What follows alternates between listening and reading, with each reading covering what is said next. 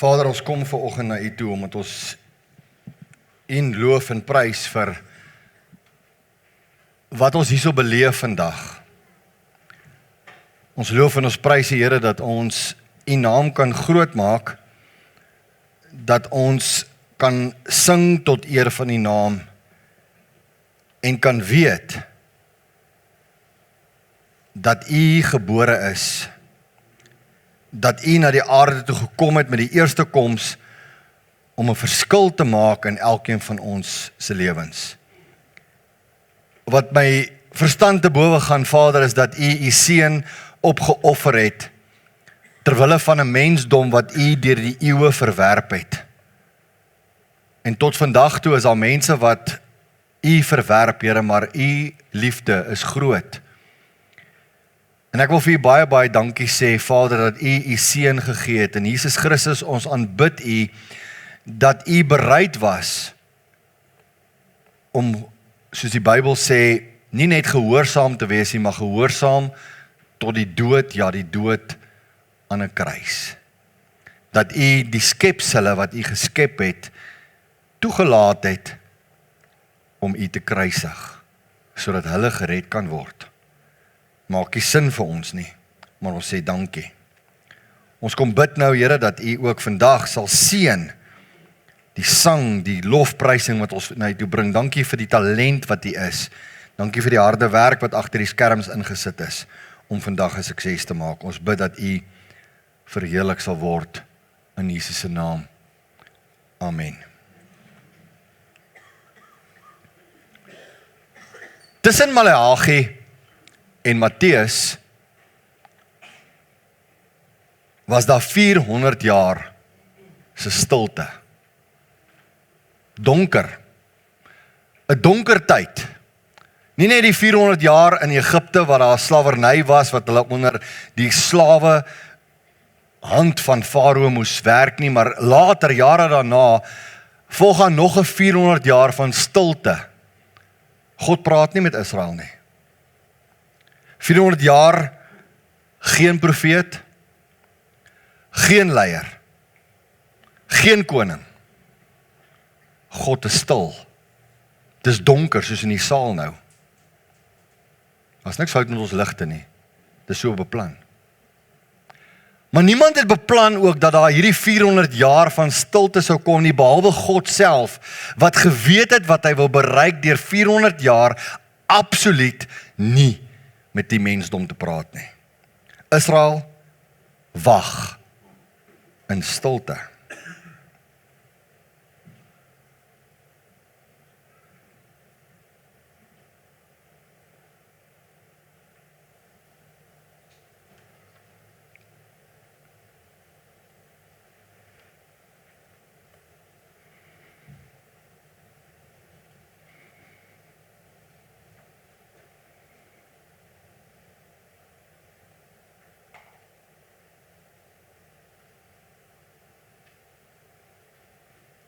Hierdie was 40 sekondes.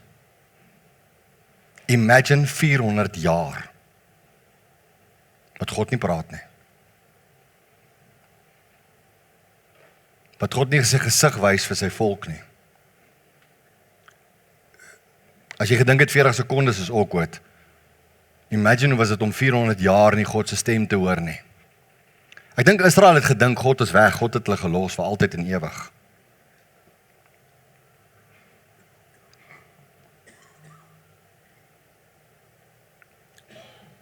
Maleagi praat van hierdie oomblikke van stilte wat daar was. God raak weg. Geen kommunikasie. Geen teenwoordigheid. Geen profesie. Israel is gelos om die konsekwensies te dra van hulle besluite. Dit klink cruel. Israel, julle is oorgegee aan julle lot. Julle is ballinge in 'n vreemde land, verstrooid, bang, eensaam. Om hulle is afgode, swaar kry. Ek wonder hoeveel van hulle het gevra, het God ons vergeet? Het God sy rug op ons gedraai? Hoor hy nie ons roep nie? Hoor hy nie as ons vir hom vra om ons te help uit hierdie toestand wat ons onsself beleef nie? Miskien sit jy hierso en jy gaan deur 'n dip in jou lewe. En jy voel dalk vanoggend, God het my gelos. Hy stil. Ek vra dan vir die Here vir 'n deurbraak. Ek vra dan vir die Here vir 'n teken. Ek vra dan vir die Here om my te help in my omstandighede. Het God my vergeet? Ek bid. Here, ek bid. Maar U praat nie met my nie. Ek vra, maar U antwoord my nie. Ek soek net 'n teken, gee my net iets. Maak vir my net 'n deur oop. Gee my een of ander bevestiging.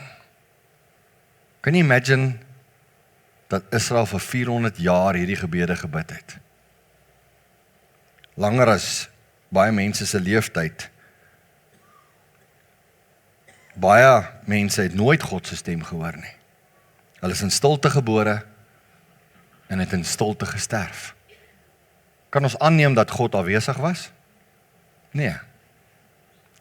En dis die beauty van hierdie hele boodskap vandag. Dis die beauty van die Kersboodskap. In 400 jaar van stilte, soms bly hy stil want hy's besig met 'n plan. Hy's besig met 'n meesterplan agter die skerms. Soms is stilte goed. Stilte laat my baie keer nadink. Stilte gee 'n kans vir introspeksie. Stilte gee 'n kans dat ek myself kan vind. Dat ek God kan vind. So wanneer jy stilte in jou lewe beleef, onthou, God se plan is nie om jou te ignoreer nie. God se plan is 'n meesterplan van verlossing. God bly nie vir altyd stil nie. Dit maak nie saak wat ons omstandighede is nie. Ons kan dink hy stil, ons kan dink hy werk nie agter die skerms nie. Maar een of ander stadium stuur hy sy lig. Een of ander stadium maak nie saak hoe lank jy gewag het, hoe moedeloos jy is, hoeveel keer jy gedink het jy staan absoluut vinger alleenig nie. God gaan 'n deurbraak gee. My tyd en sy tyd is nooit dieselfde nie. My geduld en God se geduld is nie dieselfde nie. My antwoord en sy antwoord is nie dieselfde nie. Soms verwag ek dat sy lig dadelik moet skyn. Soms stuur hy 'n engel. Ek kon net vir Shamaine kry. Dis om John se engel.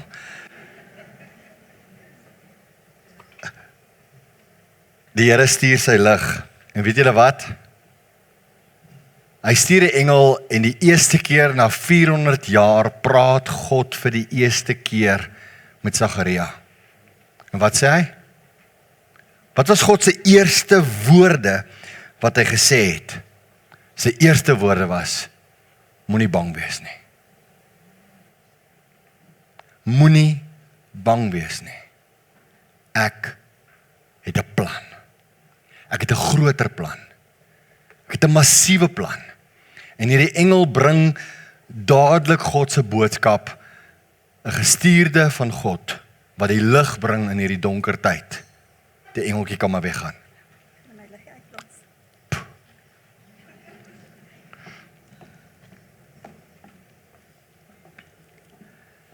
Moenie bang wees nie. Dis die eerste woorde wat God gesê het. En ewe skielik na hierdie stilte, is daar 'n lofsang wat gesing kan word. Daar's iets waarna uitgesien kan word, want ewe skielik is daar hoop, ewe skielik is daar iets wat net beter klink as 400 jaar van stilte. Lukas 1 vers 8 tot 14 sê, en hy was besig om sy priesters aan voor God te bedien in sy beurt van sy afdeling, en volgens die priesterlike gewoonte het hom geval om in te gaan in die tempel van die Here en reukwerk te brand. So hy was daar om die reukwerk te brand, hy was daar voor by die tempel, daar by die voorhangsel gewees, daar waar die reukofferaltaar gestaan het. Daar staan Sagaria naby die teenwoordigheid van God, maar God is stil. 'n hele menigte van die volk was buite besig om te bid op die uur van die reukoffer. Hulle het nie opgegee nie. Hulle het geweet God gaan deurbreek. Hulle het geloof gehad. Toe verskyn daar 'n engel. Die engel van die Here wat aan sy regterkant van die reukofferaltaar staan, en toe Sagaria hom sien, was hy ontsteld en vrees het hom oorval. Hoor gou hierso, die eerste woorde wat God na 400 jaar vir die mensdom sê, moenie vrees nie. Moenie vrees nie, Sagaria. Want jou gebed is verhoor. Jou vrou Elisabeth sal 'n seun baar en jy moet hom Johannes noem. En hy sal blydskap en verheuging vir jou wees. En baie sal oor sy geboorte bly wees. Die eerste woorde is, moenie bang wees nie. Ek weet nie in watter omstandighede sit jy nie. Ek weet nie waarmee is jy besig nie. Ek weet nie wat pla jou nie. Ek weet nie waaroor is jy bekommerd nie. Ek weet nie wat is jy besig om oor te vrees nie, maar die boodskap na die stilte, die boodskap na as die gebed gehoor word, as die deurbraak kom, is die boodskap is positief. Die boodskap is 'n boodskap van hoop. Die boodskap is 'n boodskap van moenie bang wees nie. Ek is met jou. Ek bring vir jou goeie tyding. Die tweede persoon aan wie hy verskyn, net daarna, is in Lukas 1, net aan met hierdie selfde hoofstuk. Lukas 1 vers 26 tot 33 sê hy, en in die 6de maand is die engel Gabriël deur God gestuur na 'n stad in Galilea met die naam van Nasaret, na 'n maagd wat verloof was aan 'n man met die naam van Josef uit die huis van Dawid.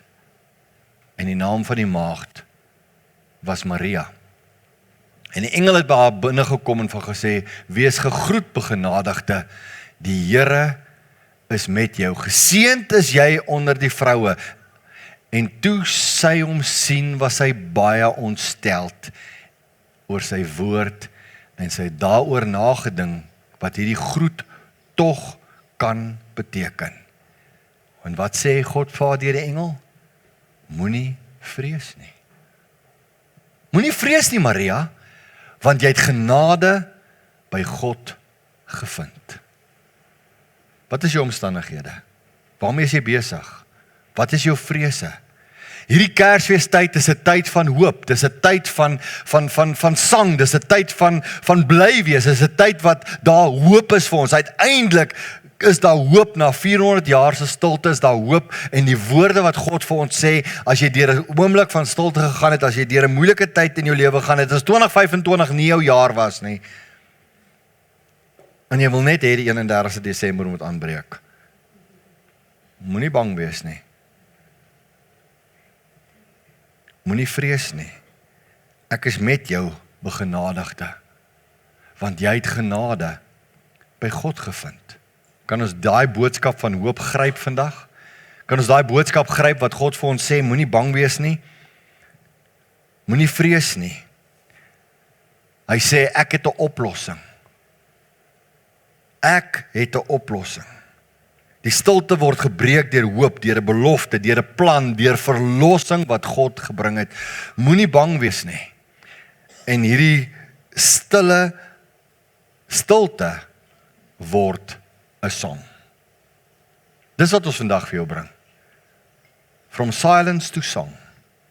Dis wat ek wil hê wat jy mee uitstap, as daar in jou lewe wat ook al gaan, moet jy weet dat God is met jou. En ewe skielik is daar, na die swangerskap, deur die Heilige Gees gegee is, en dat 'n paar maande verby gegaan, is daar 'n sang van lof wat uitbreek in Lukas 2 vers 13 en 14. Hy sê, en skielik was daar saam met die engele menigte van die hemelse leerskare wat God prys en sê, eer aan God in die hoogste hemele en vrede op aarde in die mense 'n welbehae.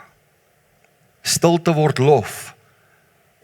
Dit waardeur jy gaan, jou stilte kan 'n lofsang word, jou stilte kan 'n sang word, jou wag word opgevolg deur 'n deurbraak.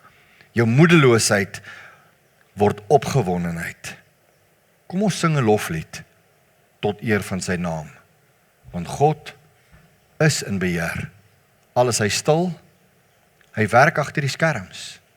Maar God gee dat enige vrees wat jy het, vandag sal verander in geloof. Dat God met jou sal wees. As jy soos Israel deur 'n tyd gaan van stilte in jou lewe, onthou, God is nie weg nie. God is nie afwesig nie. In daai 400 jaar van stilte, daai 400 jaar van donkerte, onthou, in daai tyd was God besig om sy verlossingsplan in aksie te kry. Hy het koninkryke op die regte plekke gesit. Hy het mense wat geroer het op aarde weggevat en die Romeinse ryk het opgestaan in daai tyd wat hy stil was, sodat hy sy doel kon bereik. Partykeer dink ons, God weet nie wat hy doen nie, God is nie in beheer nie, maar as ek nie net na die tydperk tussen Maleagi en Matteus gaan kyk in die geskiedenisboeke, dan kom ek agter daar het groot skuwe plaasgevind in hierdie tyd. En as jy 'n stilte tyd belewe in jou eie geestelike lewe, moenie moedeloos word, jy bly soek, bly vra, die boodskap gaan kom, God is nie afwesig nie. God is nie moedswillig nie. As jy niks hoor nie, is hy besig in die agtergrond. Toe hy met Maria praat, was sy plan klaar in aksie. En wat beloof hy haar? Hy beloof haar die woord. Sy woord wat hy vir haar gegee het, was nie net, moenie vrees nie, jy is begenadig, ek is met jou, jy is uitgesoek, moenie worry nie, moenie bekommerd wees nie, jy dink dalk ek het jou vergeet, jy dink dalk ek het die volk vergeet, maar ek gaan jou gebruik om ander te seën. So dalk moet jy dit vat ook vanoggend vir jouself sê, Here, al gaan dit partykeer met my stil, al is ek nie heeltemal altyd seker nie, gebruik dit wat U vir my gegee het, sodat ek 'n seëning kan wees vir ander mense. Dis waaroor dit gaan, julle. Dis die Kersboodskap. Dis 'n boodskap van hoop. Dis 'n boodskap van 'n vrou wat aan haarself kon getwyfel het, wat hy sit aan 'n omstandigheid wat sy dink, wow, my hele reputasie is op die spel. Maar omdat U so sê, sal ek. En weet jy wat sê hy vir haar? Hy sê nie net vir haar 'n woord van moenie bang wees nie. Hy gee vir haar die woord binne in haar. Johannes 1 vers 1 sê, en die woord, in die begin was die woord, en die woord was God, en die woord was by God. In vers 14 sê, en die woord het vlees geword, hy het gedaante gekry, en onder ons kom woon, deur Maria. Deur hierdie storie, deur hierdie hoop na 400 jaar van stilte, van donkerte. En die vraag wat ek myself afgevra het, ook hierdie goedjies so agter mekaar gesit het, Gielie het my gehelp. Hierdie was alles Gielie se idee. Toe sê ek, Here, wat gee U dan vir ons? Hy gebreek die stilte. Maar weet jy wat, hy het nie net die stilte gebreek nie. Weet jy wat het my gedagte opgekom? Toe God die stilte breek, toe maak hy dit vol met homself. Dink daaraan. Partykeer breek God sy stilte en hy vul dit met hoop. Hy vul dit met verlossing. Hy vul dit met 'n nuwe uitkyk. Die lig skyn. So breek jou stilte. Verander dit in hoop. Mag hierdie Kersseisoen vir elkeen van julle wat gaan travel, wat iewers heen gaan, mag dit 'n safe tydperk wees. Mag die kilometers wat julle ry geseënd wees. Mag julle reis genade hê. Mag God julle seën. Mag die wat die voorreg het om te rus, gaan rus lekker. Kom vernuwe en verkoop terug as jy gaan ry in die volgende paar weke. Mag die Here vir julle elkeen seën. Mag die Here met julle wees. Mag hy julle bless. Mag hy voor jou uitloop. Mag hy jou omring met sy liefde. Mag hy jou agterhoede bedek. Mag hy jou van links en regs en van bo en van onder omvou met sy liefde. En mag die Here se naam verheerlik word. Kom ons breek ons stilte in 'n sang. En ons gee vir hom al die eer en al die lof van ons harte. Ontvang die seën van die Here. Gaan in sy vrede. Die genade van ons Here Jesus Christus, die liefde van God ons Vader, die inwoning van die Heilige Gees met elkeen van ons. Amen.